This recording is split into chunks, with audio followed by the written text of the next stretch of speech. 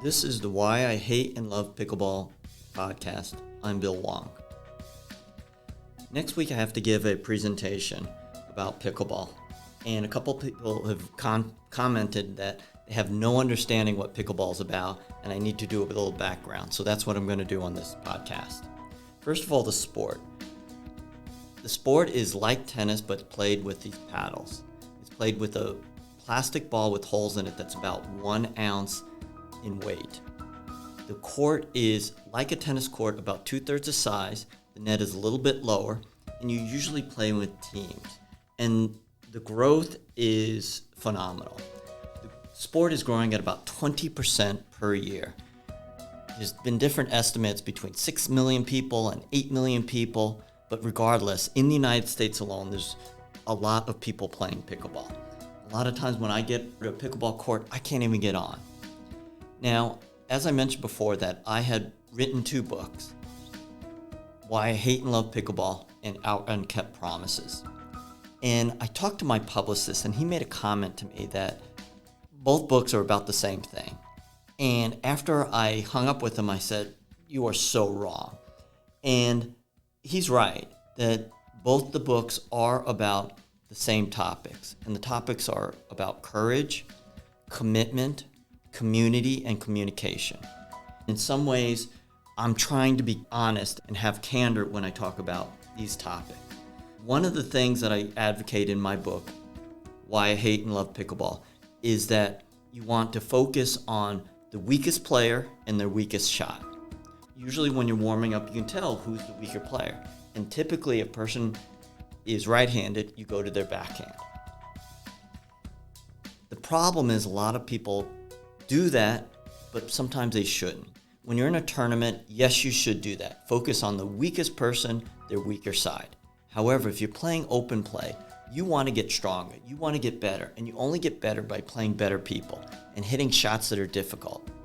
So what I do is every time I get on the court, I see who's the better player, and I try to focus on the better player. Many times my partner is upset, and they get mad at me, and they go, "What are you doing?" I want to get better. They want to win. But there's no trophy when we're playing open play. So I have a real problem with that. And that's one of the things that I advocate in my book. Second thing, I was talking about courage. And courage is all about belief. I've read a lot of academic papers, and courage is about believing that you can do something. Then when you go out there on the court, the field of honor, that you're able to do it. A lot of times the belief is founded in many hours of practice, taking lessons, exercising, getting stronger. You have to have this belief, but it's backed up by authenticity of actual capabilities. The second thing about courage is being self-aware, where you can have an understanding what you're good at and what you're not good at. For example, one time I was on the court with this individual, an older gentleman, and he was constantly in a poor position on the court. You don't want to give an opponent the ability to hit toward your feet, because then you have to hit up. Once you hit up, a person can put a ball away for a winner. So I told him, move with me. I'm trying to always get to the non-volley zone line or try to be at the baseline. And when I said that, just move with me. It was 2 or 3 words. He said, "Why? Is that the reason we're effing losing?" So he was telling me in no uncertain terms that he was not open to comments and he was communicating with me. The third thing is commitment. A lot of times when we get on the court, I have already done a workout, I've warmed my body up, I've done some exercises. Sometimes I've even hit against the wall for a little bit. So I'm committed to improving my game. I'm not sure if that's true of other players. I wish it was true because it would make the experience better. I was talking to my daughter. I had ice cream with my daughter last night, and she had spent 2 hours over at Lifetime playing with some very top-level players in this area. She is committed to her game. I think we all need to be committed to our game. The fourth thing is communication. I was on the court the other day, and as I was moving, I was on the right-hand side. My partner was on the left. So he could and should take a forehand, typically. My backhand is good, but if he wants to take the forehand, that's fine. So as I was moving toward the backhand, he started moving and he said, yep. Yep. It wasn't yours, mine, it was yep. I wasn't sure if that meant, yep, I'm going to take it, or yep, you should take it, Bill. So neither one of us took it, and the ball bounced for a winner from them. So we need to communicate. We need to be clear in our communication. And I asked him, do you want me to take that? And just tell me yours or mine.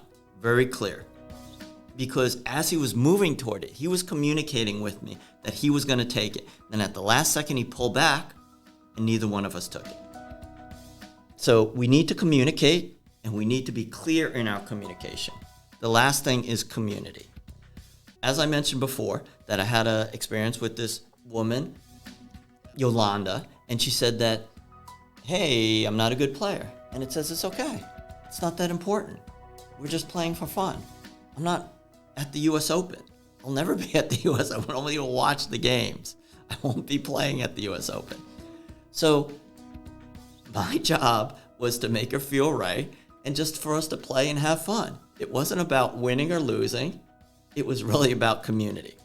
So what I'm saying is that this is all a challenge to all of us, that we should be challenging ourselves to get better, to communicate with others. And one of the ways of these challenges, one, to get better, two, to communicate better, two, to make other people feel good, because it's just a game and it's fun. And so many people have told me, so-and-so was such an asshole.